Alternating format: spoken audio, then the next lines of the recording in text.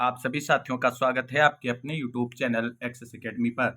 दोस्तों, आज की इस वीडियो में हम बात करेंगे उत्तर प्रदेश बेसिक शिक्षा विभाग की तरफ से ईसीसीई एजुकेटर भर्ती से जुड़ी हुई कुछ महत्वपूर्ण जानकारियों के बारे में। आप सभी से निवेदन है कि वीडियो को बिना स्किप किए हुए अंत तक देखें, जिससे वीडियो में शेयर की गई सारी जानकारी को आप आसानी से समझ सकें। वीडियो में आगे बढ़ने से पहले छोटी सी रिक्वेस्ट है कि प्लीज वीडियो को लाइक करें, दोस्तों में शेयर करें। जितने भाई बहन चैनल पर पहली बार विजिट कर रहे हैं, प्लीज चैनल को सब्सक्राइब करके बेल आइकन जरूर दबाएं, जिससे भर्ती से संबंधित सभी महत्वपूर्ण जानकारियां आपको समय समय पर प्राप्त होती रहें। दोस्तों, इस वीडियो में हम बात करेंगे जिलेवार आवेदन फॉर्म पर क्या बड़ी अपडेट निकलकर सामने आ रही है, कब से भरे जाएंगे सभी जिलों में ईसीसी एजुकेटर भर्ती के आवेदन फॉर्म।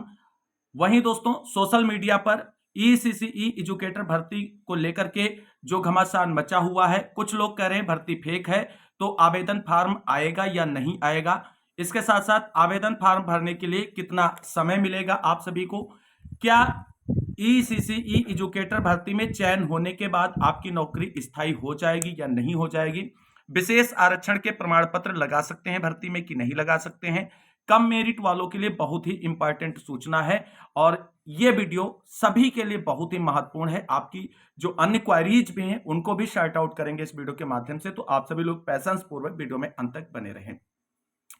दोस्तों, जैसा कि आप सभी लोग जानते हैं, बेसिक शिक्षा विभाग उत्तर प्रदेश की महानिदेशक कंचन वर्मा जी की तरफ से एक ऑफिशियल विज्ञप्ति जारी करते हुए 10,684 पदों पर ईसीसीई एजुकेटर भर्ती के दिशा निर्देश सभी जिला बेसिक शिक्षा अधिकारियों को जारी किए गए थे और 30 सितंबर लास्ट डेट फिक्स की गई थी भर्ती प्रक्रिया पूरी करने को लेकर के। लेकिन सितंबर शुरू हो चुका है और अभी तक आवेदन की प्रक्रिया शुरू नहीं हुई है।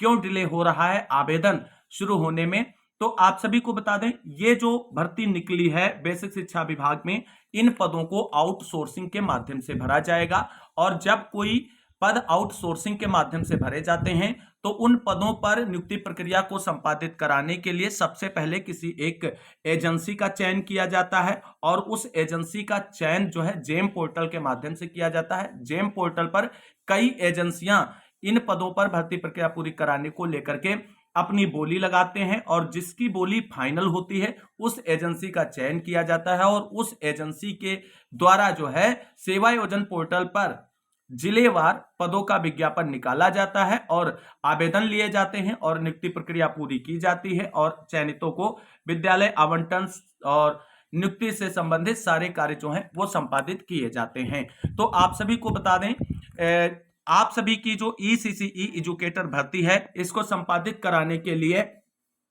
जेम पोर्टल के माध्यम से एजेंसी चयन को लेकर के जो है वो बिड लग चुकी है और बिड फाइनल अभी नहीं हो पाई है, इसलिए आप सभी के आवेदन फॉर्म अभी शुरू नहीं हो पाए हैं। 1 से 2 दिनों के अंदर जिन कंपनियों ने बिड में बोली लगाई है और जिसका फाइनल सिलेक्शन होगा उसकी तरफ से जो है ऑफिशियल विज्ञप्ति जो है न्यूज़पेपर में आएगी और फिर जिलेवार जो है आवेदन जारी कर दिए जाएंगे सेवा योजन पोर्टल के माध्यम से। और इस भर्ती में सारे पदों पर ऑनलाइन आवेदन होगा और सेवा योजन पोर्टल के माध्यम से होगा। सेवा योजन पोर्टल पर ये जो है वैकेंसी के आवेदन शो होंगे और वहां पर ही जाकर के आप अपनी आईडी और पासवर्ड के थ्रू लॉगिन करेंगे और इसमें फॉर्म जो है भर पाएंगे और आवेदन कर पाएंगे। तो जिलेवार आवेदन प्रक्रिया शुरू करने में बहुत कम समय बचा है। बहुत जल्द आप सभी लोगों के लिए जो है सेवा योजन पोर्टल पर ईसीसी एजुकेटर भर्ती के विज्ञापन शो होने लगेंगे और आप सभी लोग जो है आवेदन कर सकेंगे। 10 सितंबर तक पूरी उम्मीद है कि जिलेवार आवेदन जो है उनको लेकर के विज्ञापन सेवा योजन पोर्टल पर जारी कर दिया जाएगा और ऑनलाइन आवेदन लिए जाने की प्रक्रिया शुरू कर दी जाएगी। तो ये पूरा प्रोसेस है जो अभी आप सभी लोगों के आवेदन लेने को लेकर के शुरू होना है और कंप्लीट होना है और ये प्रक्रिया कंप्लीट होने के बाद आप सभी के आवेदन फॉर्म जो है सेवा योजन पोर्टल के माध्यम से लिए जाएंगे, ऑनलाइन मोड में लिए जाएंगे। सारी चीजें जो हैं वो क्लियर हमने कई वीडियोज के माध्यम से आप सभी को दी है और यहाँ पर भी क्लियर कर रहे हैं। अब दोस्तों, यहाँ पर जिस तरीके से सोशल मीडिया पर इस भर्ती को लेकर के कहा जा रहा है कि ये भर्ती फेक है, इसके आवेदन फॉर्म नहीं आएंगे। दोस्तों, बेसिक शिक्षा विभाग की एक शीर्षस्थ अधिकारी डीजी मैम है, उनकी तरफ से विज्ञप्ति जारी की गई है 10,684 पदों पर भर्ती पूरी करने को लेकर के। ऑफिशियल उनकी विज्ञप्ति है, इसमें किसी भी प्रकार की कोई फेक बात नहीं है। इस भर्ती का आवेदन फॉर्म भी आएगा, आवेदन फॉर्म भरा भी जाएगा और आवेदन फॉर्म भरने वालों में से अंतिम रूप से चयन भी किया जाएगा ईसीसी एजुकेटर के रूप में। तो ये बिल्कुल अपने मन से भ्रम निकाल दीजिए कि इस भर्ती का आवेदन फॉर्म नहीं आएगा, बहुत जल्द आएगा। और जैसे ही हम लगातार नजर बनाए हुए हैं, जैसे ही किसी भी जिले से आवेदन फॉर्म का जो है नोटिफिकेशन जारी होता है और भरने के लिए आप सभी के लिए साइट ओपन की जाती है, एक्टिवेट की जाती है, तुरंत आपको चैनल के माध्यम से जानकारी दी जाएगी। वही दोस्तों अब बात कर लेते हैं कि आवेदन फॉर्म भरने के लिए कितना समय मिलेगा। दोस्तों 30 सितंबर जो है वो अंतिम तारीख फिक्स की गई है नियुक्ति प्रक्रिया पूरी करने को लेकर के।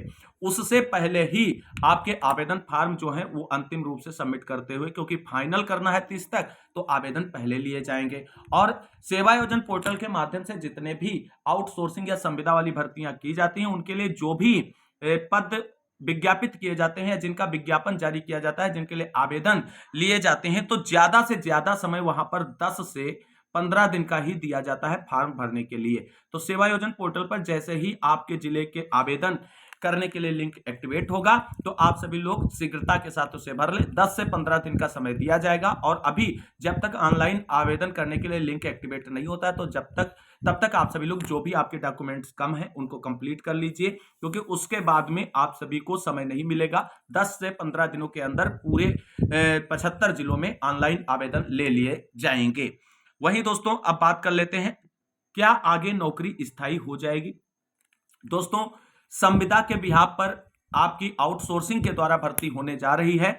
अगर सरकार 10 से 20 साल आपसे काम लेने के बाद स्थायी करना चाहेगी तो करेगी, अन्यथा स्थायी होने का जो है चांस बहुत कम है। आपकी संविदा जो है वो रिन्यू होती रहेगी पर ईयर, और इस तरीके से आप आजीवन, जब तक आपके रिटायरमेंट की एज नहीं होती तब तक ये नौकरी कर सकते हैं। लेकिन स्थायी सरकार की इच्छा पर निर्भर है। अगर सरकार को उपयोगी लगेगा तो वो स्थायी कर सकता है, अन्यथा इसमें स्थायी नहीं होगी, केवल संविदा हर साल आपकी रिन्यू होती रहेगी। अगला एक और जो है आप सभी का प्रश्न लगातार आ रहा है कमेंट के माध्यम से कि सर क्या विशेष आरक्षण के प्रमाण पत्र लगा सकते हैं कि नहीं लगा सकते हैं। दोस्तों विशेष आरक्षण में जैसे दिव्यांग प्रमाण पत्र होता है, भूतपूर्व सैनिक प्रमाण पत्र होता है, इसके साथ साथ जो अन्य स्वतंत्रता संग्राम सेनानी का प्रमाण पत्र होता है, ये सारे विशेष आरक्षण के अंतर्गत आते हैं। चाहे जितनी भी भर्ती हो, चाहे आउटसोर्सिंग या संविदा के माध्यम से हो या सरकारी रेगुलर भर्तियां हो, सभी में आरक्षण के नियमों का पालन किया जाएगा और आरक्षण के प्रावधान के अंतर्गत आने वाले सभी सर्टिफिकेट जो हैं वो लगा सकते हैं आप। इसमें कोई पूछने की बात नहीं है। आप दिव्यांग सर्टिफिकेट भी लगा सकते हैं, भूतपूर्व स्वतंत्रता संग्राम सेनानी का भी सर्टिफिकेट लगा सकते हैं, और इसके साथ साथ आप जो है अन्य सर्टिफिकेट जो आपके पास हैं जो वैल्यू एडेड हैं, अप्लाई करते समय आप उनको लगा सकते हैं। इसमें कोई भी टेंशन नहीं होगी। आपके सारे ये जो विशेष आरक्षण वाले जो हैं प्रमाण पत्र वो मान्य है पूरी तरीके से भर्ती में, और विशेष आरक्षण के कुछ पद भी प्रत्येक जिले में आपको देखने को मिलेंगे। इसके साथ साथ अब हम बात कर लेते हैं, कुछ साथियों का प्रश्न है क्या सर जो है पैन कार्ड भी होना चाहिए। दोस्तों जब आप पूरी प्रोफाइल सेवायोजन पोर्टल पर कंप्लीट करेंगे तो उसमें सारी डिटेलिंग आप ऑलरेडी फिल कर चुके होंगे। इसके बाद जब आप फॉर्म भरेंगे तो आपको बहुत ज्यादा डिटेलिंग भरनी नहीं पड़ेगी, और इसलिए आपके पैन कार्ड है, आधार कार्ड है, पासपोर्ट साइज फोटो है, इसके साथ साथ शैक्षिक प्रमाण पत्र हैं, और जो भी आपके निवास प्रमाण पत्र और जाति प्रमाण पत्र हैं वो सभी आपके पास क्लियर होने चाहिए आवेदन करते समय, क्योंकि अगर किसी भी डॉक्यूमेंट्स की जरूरत लगती है तो आप तुरंत लगा दें और फॉर्म अप्लाई कर सकें। यह बिल्कुल आपको कंफर्म करके रखना है। वहीं दोस्तों अब बात कर लेते हैं कि कम मेरिट वालों के लिए क्या इंपॉर्टेंट सूचना है। दोस्तों इस भर्ती में बहुत हाई मेरिट नहीं जाएगी। इसके कई कारण हैं, क्योंकि इसमें स्पेशल क्वालिफिकेशन जो है वो मांगी गई है। यानी होम साइंस बीए में होना चाहिए, या एनटीटी का कोर्स होना चाहिए, या अन्य जो भी कोर्स विज्ञापन में दिए गए हैं, जो विज्ञप्ति जारी की गई उसमें, तो वो बहुत कम लोगों के पास हैं, और जिनके पास है उनकी भी मेरिट बहुत हाई फाई नहीं है। तो ये उम्मीद कोई ना पाले कि इसकी मेरिट जो है 90% जाएगी या 95% जाएगी, ऐसा कुछ नहीं। हमने बताया है कि आपको एक 50% जो एवरेज बनेगा वो इसकी मेरिट रह सकती है। अब दोस्तों यहां पर एक चीज आपको बता दें कि हमारे ऐसे बहुत सारे भाई बहन हैं जिनकी मेरिट या तो 45% का एवरेज बन रहा होगा, या 50% बन रहा होगा, या 55% बन रहा होगा, या इसी तरीके से 56% या 57% बन रहा होगा।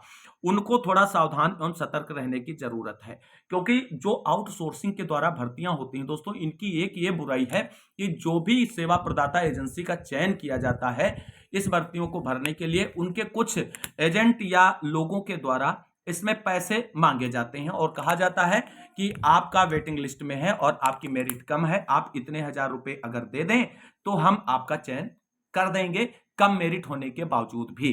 तो आप सभी साथियों को, चाहे कम मेरिट वाले हों चाहे हाई मेरिट वाले हों, इस भर्ती में अगर आपसे कोई भी सेवा प्रदाता एजेंसी जो इस भर्ती को कंप्लीट करेगी उसकी तरफ से पैसे की डिमांड की जाती है, तो आपको एक भी पैसा किसी को नहीं देना है। आपको बिना पैसे की यह नौकरी मिलेगी, यह बिल्कुल आप कंफर्म मानकर चलें। और कोई अगर दे रहा है तो उसे भी रोकें। ये कम मेरिट वालों के साथ बहुत ज्यादा किया जाता है कि आप इतने हजार दे दें, आपका हम चयन करवा देंगे। तो सभी को सतर्क रहना है, चाहे कम मेरिट वाले हों चाहे हाई मेरिट वाले हों, किसी को एक भी पैसा नहीं देना है भर्ती प्रक्रिया में अपना चयन सुनिश्चित कराने को लेकर के। आप जब सभी लोग, कोई किसी को एक पैसा नहीं देगा तो यह भर्ती निष्पक्ष रूप से बिना पैसों के संपादित होगी। और यह सबसे बड़ी बुराई है आउटसोर्सिंग के, इसलिए हमने आप सभी को इसके बाबत में अवगत करा दिया है। उम्मीद करते हैं ये सभी जानकारियां आप सभी को समझ में आई होंगी। अगर जानकारी समझ में आई है और वीडियो अच्छा लगा है तो प्लीज वीडियो को लाइक करें, दोस्तों में शेयर जरूर कर दें, क्योंकि बहुत ही महत्वपूर्ण जानकारियां हम शेयर कर रहे हैं आप सभी के साथ भर्ती से संबंधित। और जितने साथियों ने अभी तक वीडियो को लाइक नहीं किया तो लाइक कर दें और चैनल को सब्सक्राइब करके बेल आइकन दबा लें आगे की लेटेस्ट अपडेट पाने के लिए। मिलते हैं अगली वीडियो में लेटेस्ट अपडेट के साथ, तब तक के लिए सभी साथियों को जय हिंद, जय भारत, वंदे मातरम।